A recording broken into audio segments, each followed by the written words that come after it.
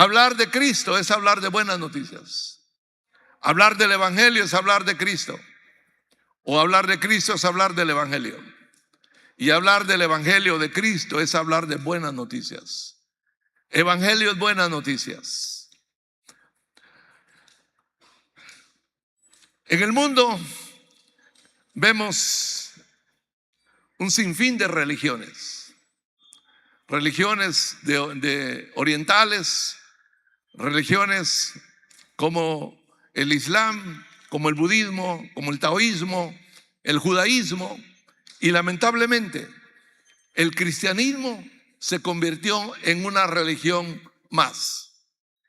¿Cómo se distingue una religión del evangelio? ¿Cómo hacer la diferencia entre evangelio y religión? ¿Cómo saber si estoy en el evangelio y no en una religión? ¿O cómo saber si estoy en una religión y no en el evangelio? La diferencia es que las religiones tienen algo en común, casi todas. Sus seguidores tratan de alcanzar la aprobación de Dios por medio de esfuerzos y méritos religiosos. Esa es lo común de las religiones. Las personas o los seguidores están tratando de alcanzar siempre la aprobación de Dios por medio de esfuerzos humanos y méritos como ritos religiosos, pero también buenas obras. Estos días, la semana pasada, vimos cómo los hombres se echan encima un mueble que pesa, no sé, yo creo que más de 1 tonelada. Y van haciendo un sacrificio que más es un show que otra cosa. No es tanto un rito, es un show. Pero hay lugares como en México, en Iztapalapa, donde hacen una parodia de la crucifixión. Hacen todo un drama en vivo.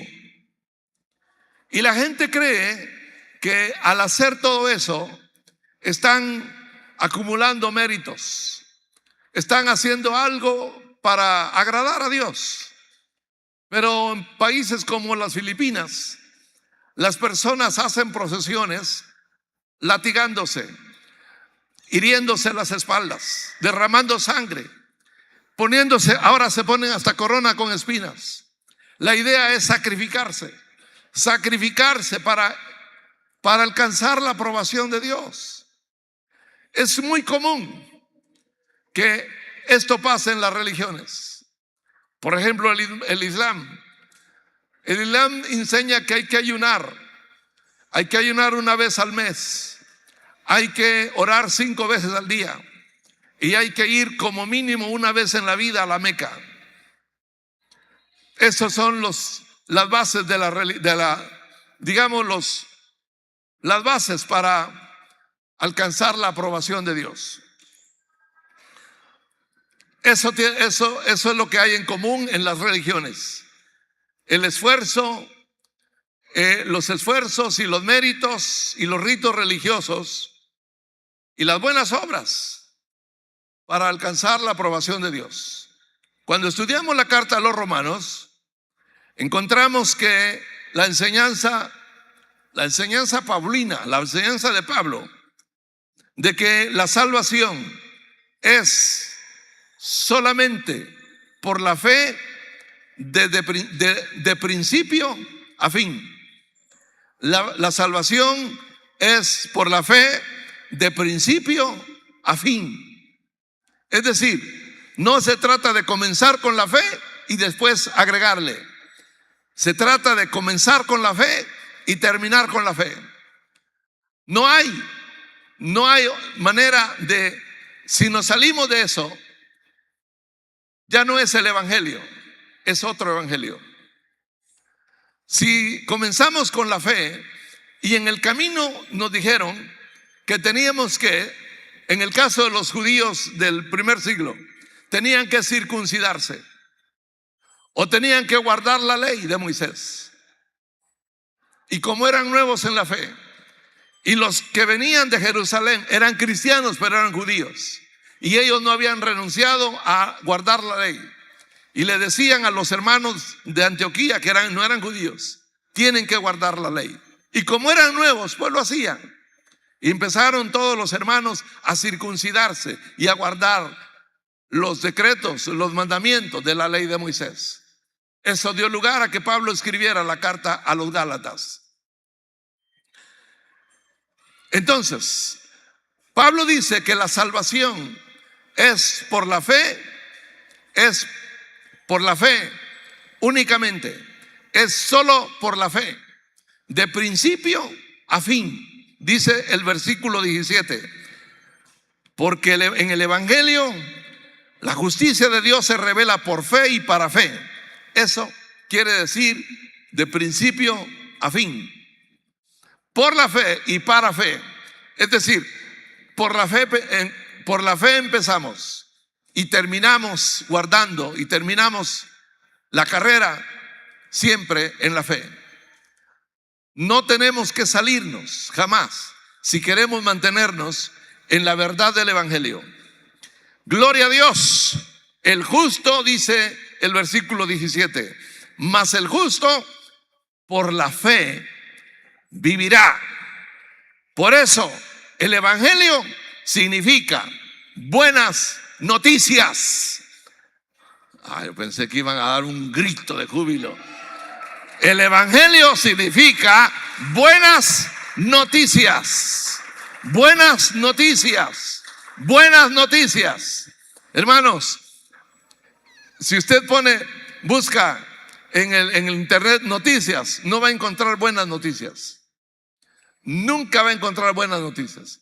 Y estamos acostumbrados a que a oír malas noticias, tan así que nos gustan oír malas noticias.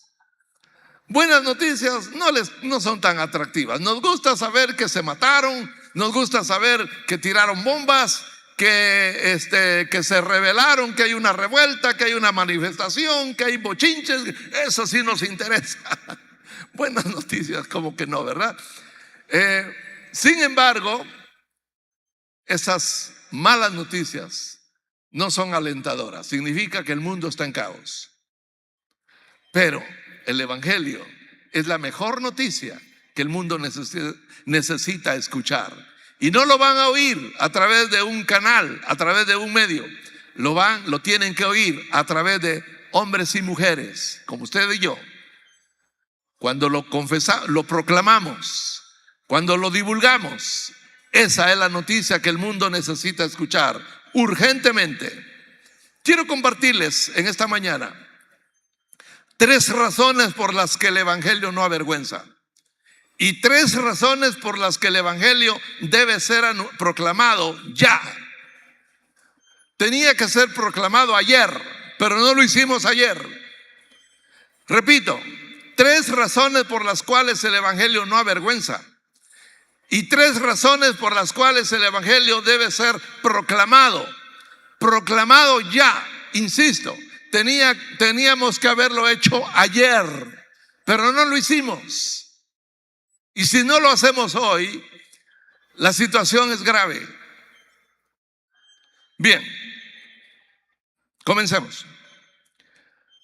¿Por qué razón el evangelio no avergüenza? Primero, porque el evangelio no viene de ningún ser humano, no viene de nadie, de un apóstol, de un iniciado, de un profeta. No es el evangelio fundado ni siquiera por Moisés, menos por Buda, Krishna o Buda, no, ni Mahoma. El evangelio viene de Dios. El evangelio viene de Dios. Nació en el corazón y en la mente de Dios.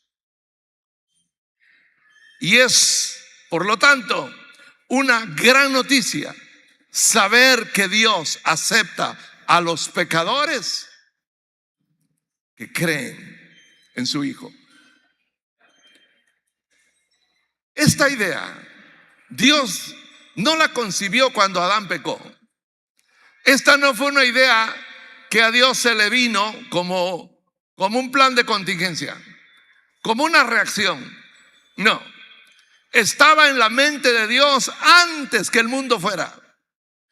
Antes de la creación el plan fue hecho. Dios lo tenía en mente. Dios sabía que iba a existir una creación perdida, una creación arruinada. Dios sabía eso. Una creación arruinada que iba a necesitar ser salva por medio del evangelio, por medio de la mejor noticia. El evangelio nació en la mente y en el corazón de Dios. Y la gran noticia consiste que Dios acepta a los pecadores que creen en su Hijo, nada más. Eso es todo. Aleluya.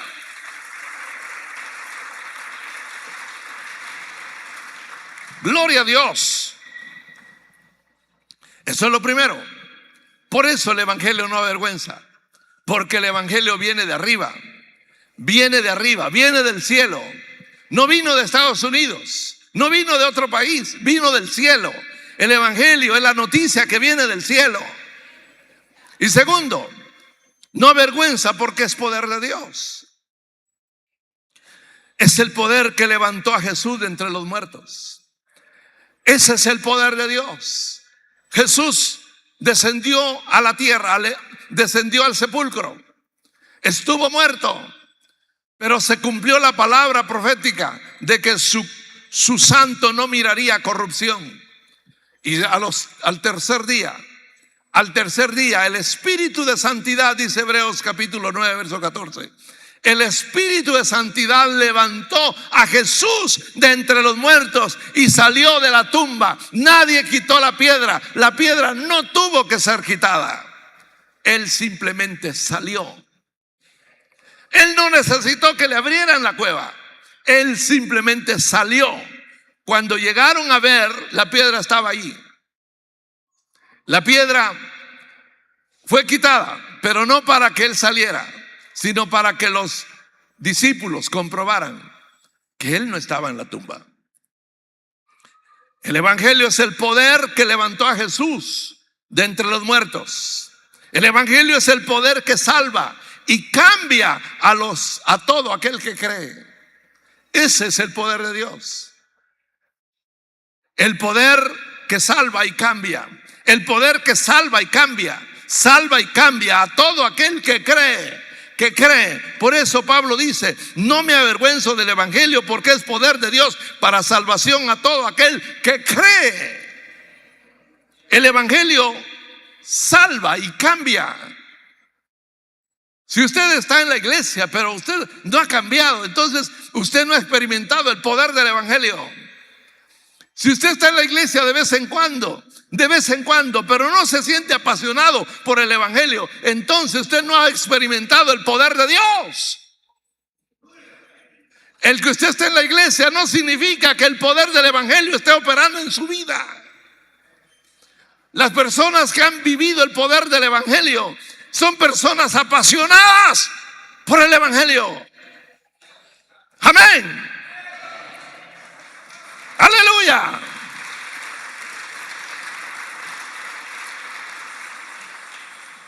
La fe es la única condición para ser salvos. La fe es la única condición para ser salvos.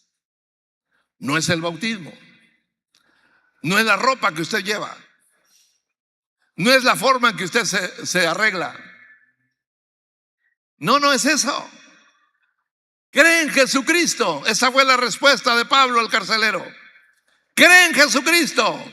Porque la pregunta había sido: señores, ¿qué debo hacer?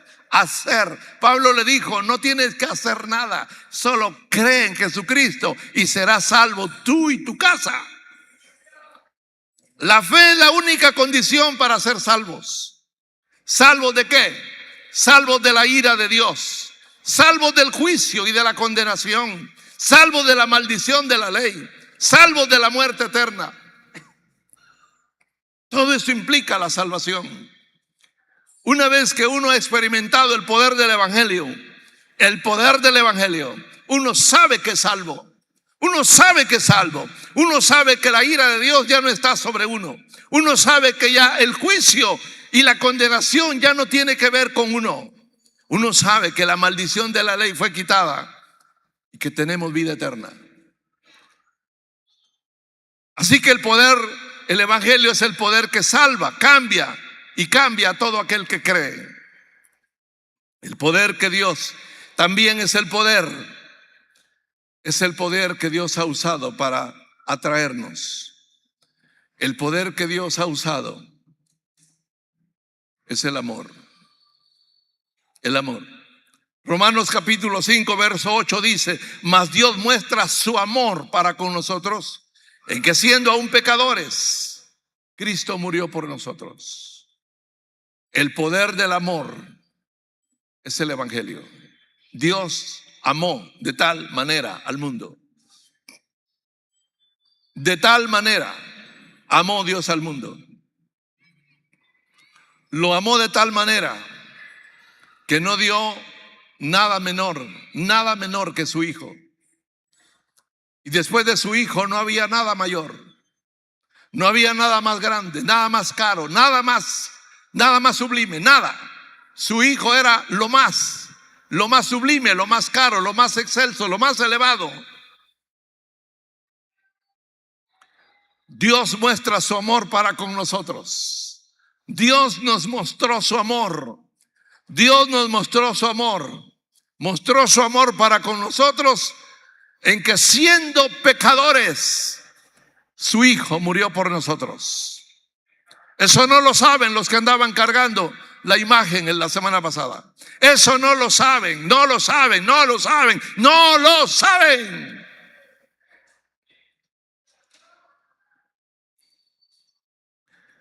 Y 3, ¿por qué el Evangelio no avergüenza? Porque el Evangelio revela la justicia de Dios. Porque en el Evangelio está revelada la justicia de Dios. ¿Cómo lo entendemos? El texto dice: porque en el Evangelio la justicia de Dios se revela por fe y para fe. Por fe el hombre es justificado ante Dios.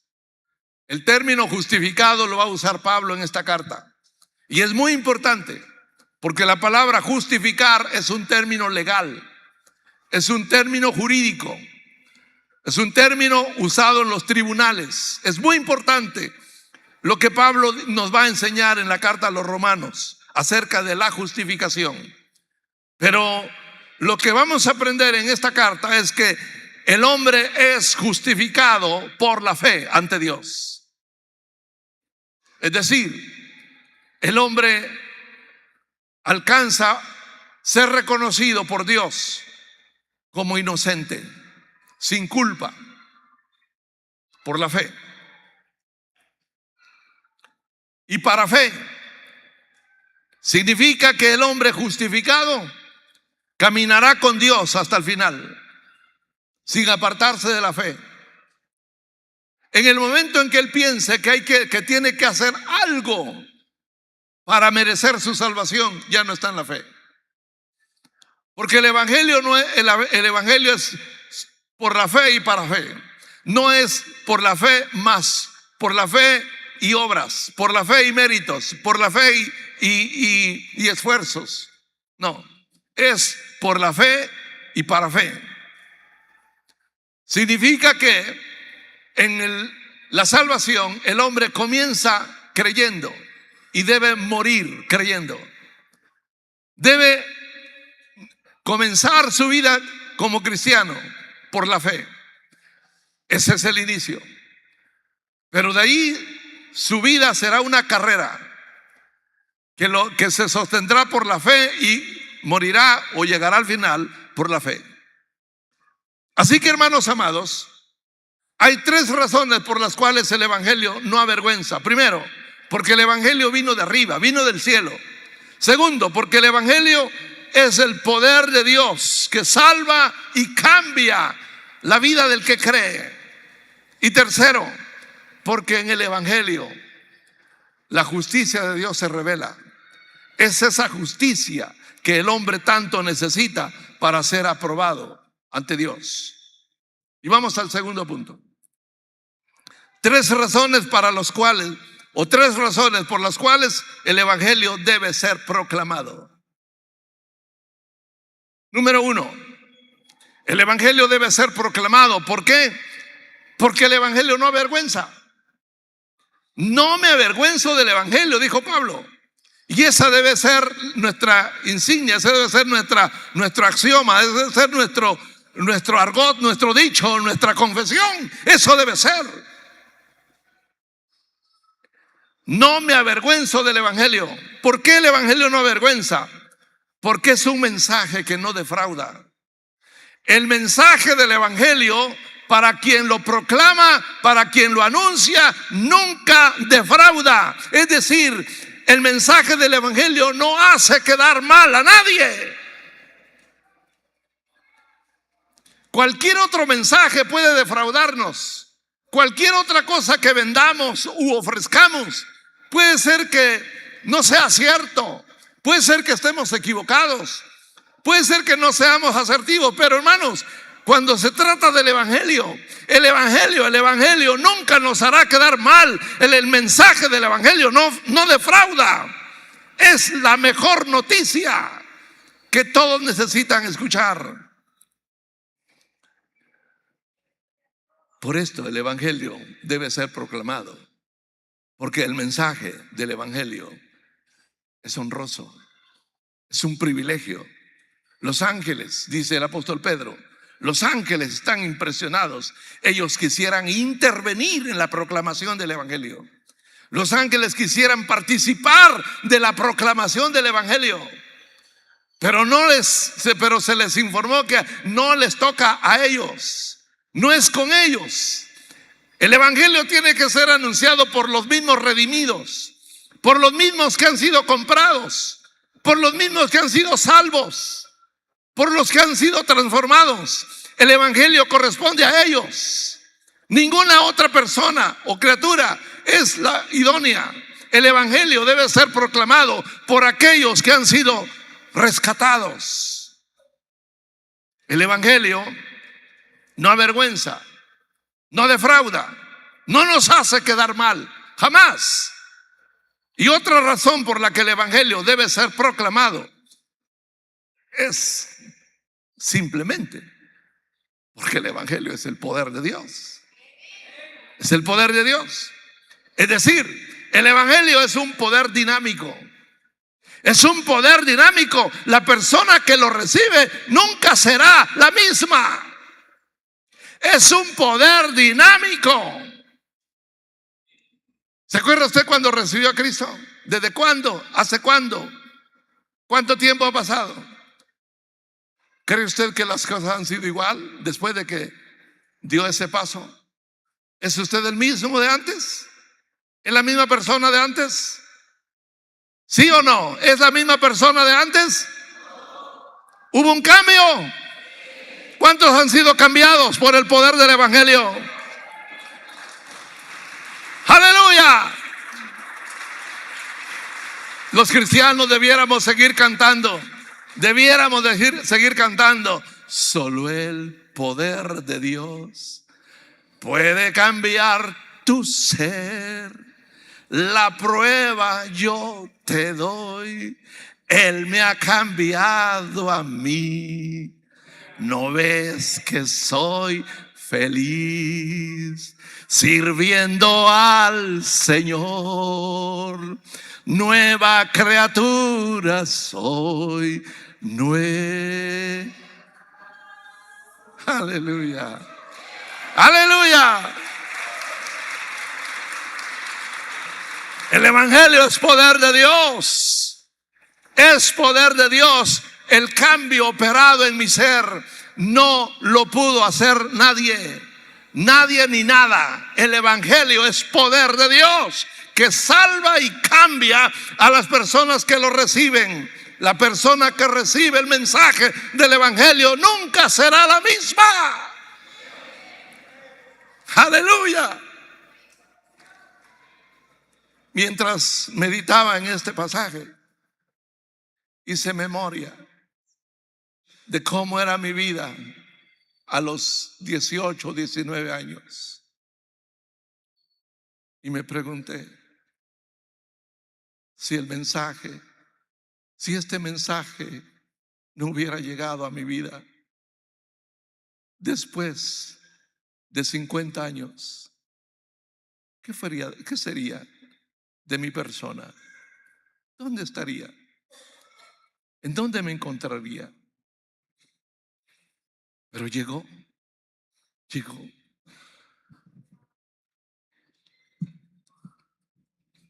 Y estoy agradecido y estaré agradecido eternamente con ese hermano que me habló del Evangelio, que me habló de Cristo, que me dijo, porque yo le dije, yo soy evangélico. Ah, muy bien, me dijo.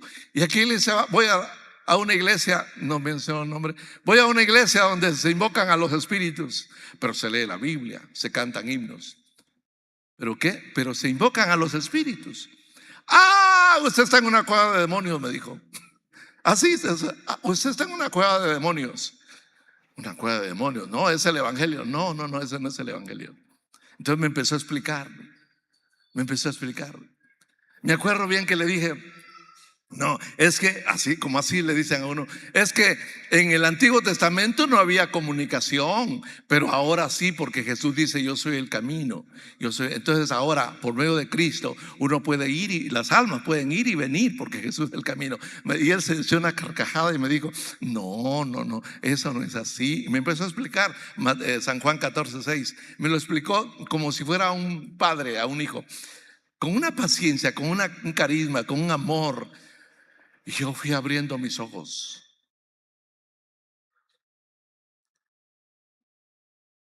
Y mi vida cambió. Mi vida cambió. No fue igual.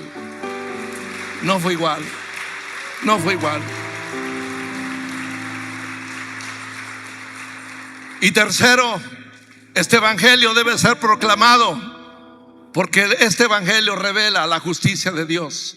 ¿Qué significa esto? Significa la justicia de Dios es la justicia imputada. Es la justicia imputada. Y justicia imputada significa justicia atribuida. Es la perfecta justicia que Dios otorga a los que creen en su Hijo. Tú eres pecador. Es como si Dios me hubiera dicho o nos hubiera dicho, tú eres pecador, yo soy santo. Tú eres inmundo, yo soy limpio. Tú estás torcido, yo soy recto.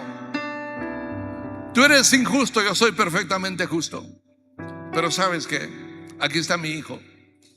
Si crees en mi Hijo, la justicia de mi Hijo, yo te la atribuyo. Si crees en mi Hijo, te atribuyo la justicia de mi Hijo. Y entonces te acepto por la justicia de mi Hijo. ¡Aleluya! Eso es justificación. Es un acto jurídico que significa atribuir. Eso es imputar. Cuando habla de la justicia, de que en el Evangelio se revela la justicia de Dios, es esa justicia imputada a los que creen o atribuida a los que creen en el Hijo. ¿Cuán importante es que el Evangelio sea proclamado? Dije al principio, teníamos que haberlo hecho ayer, pero no lo hicimos. Yo quiero que escuchen un canto de antaño. Vamos a escucharlo.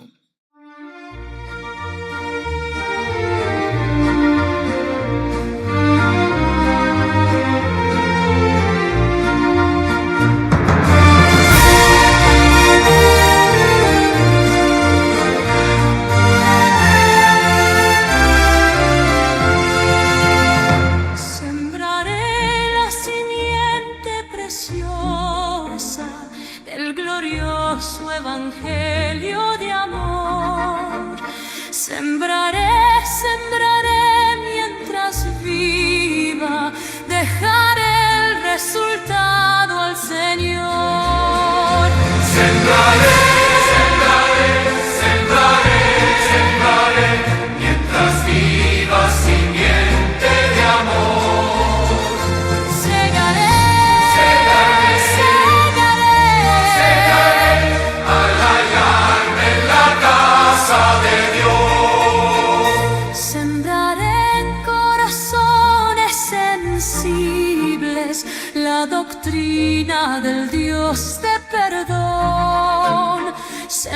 sembraré mientras viva, dejaré el resultado al Señor.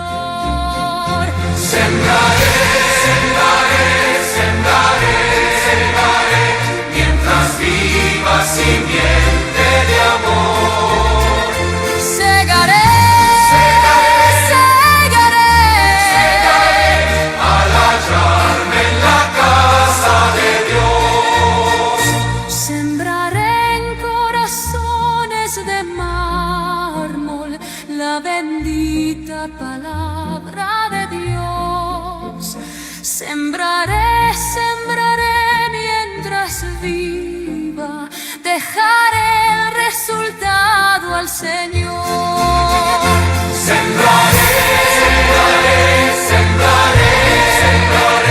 mientras viva simiente de amor. Segaré al hallarme en la casa de Dios.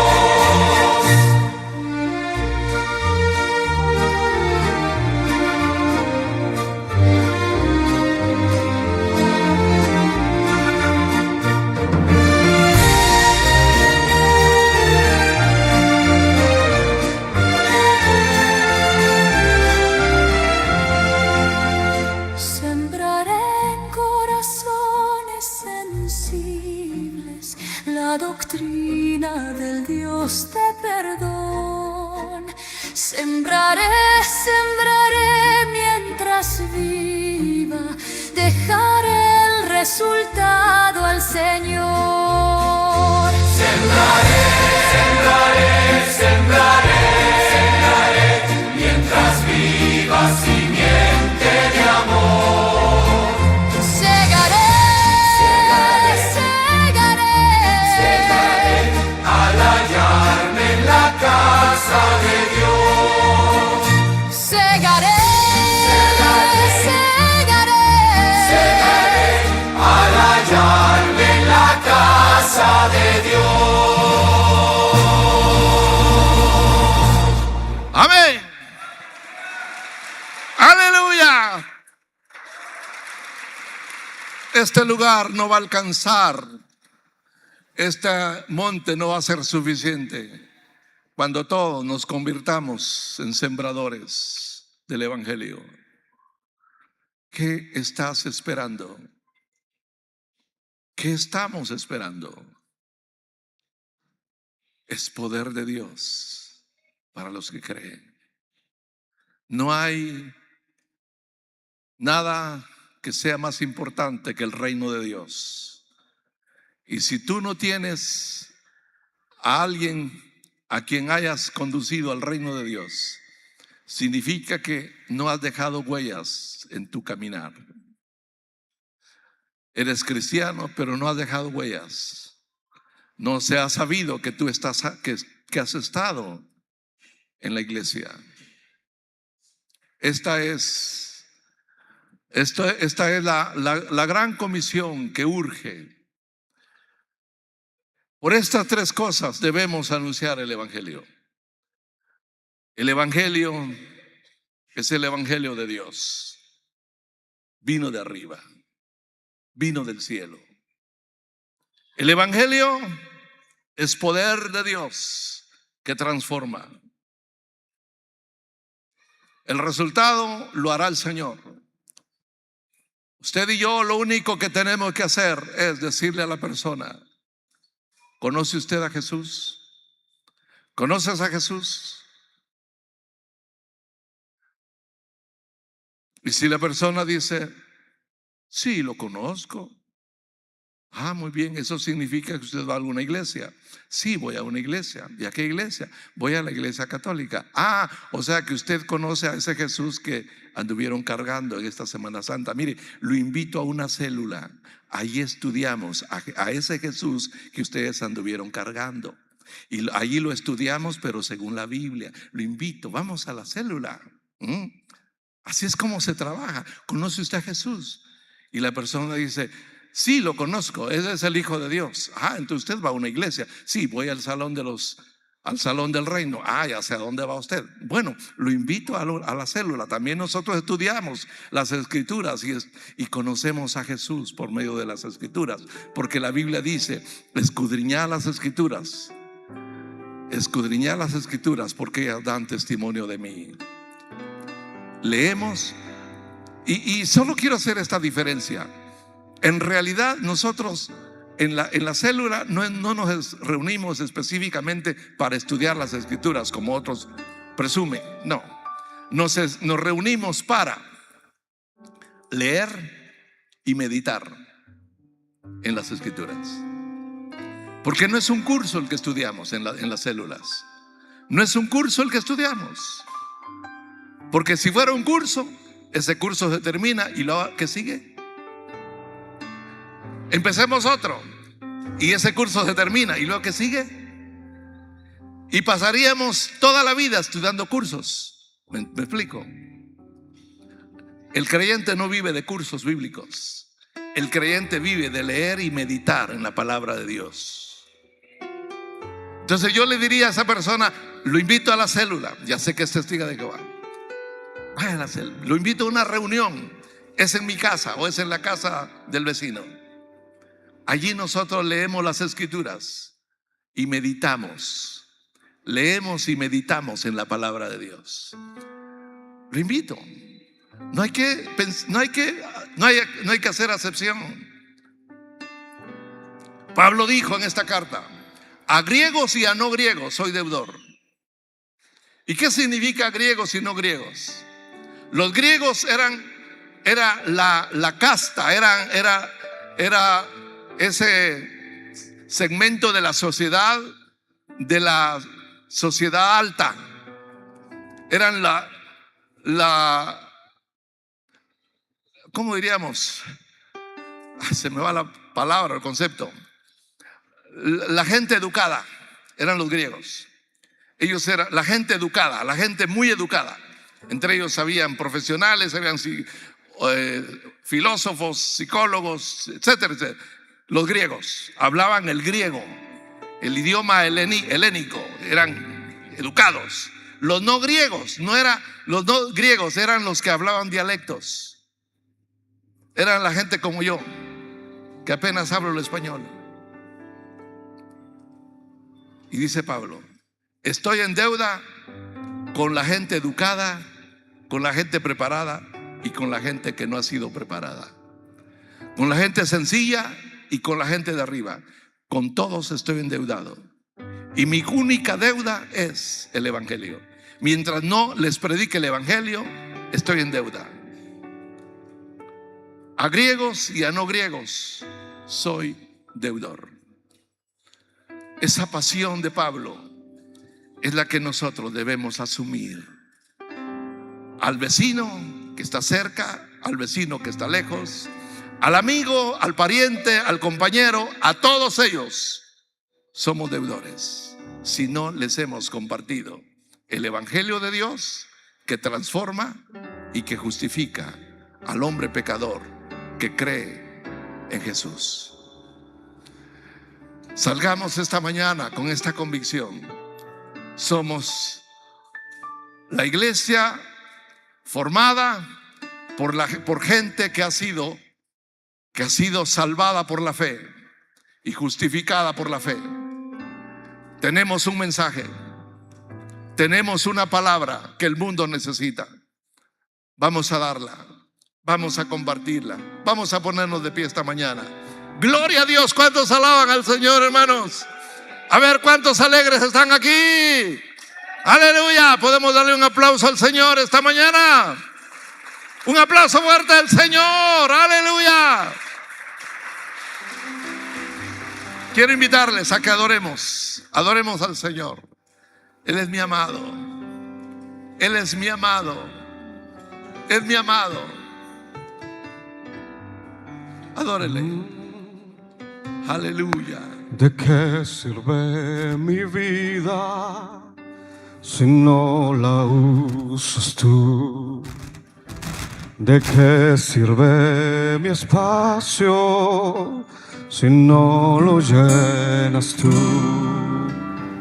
Jesús, la hora de rendirme ha llegado.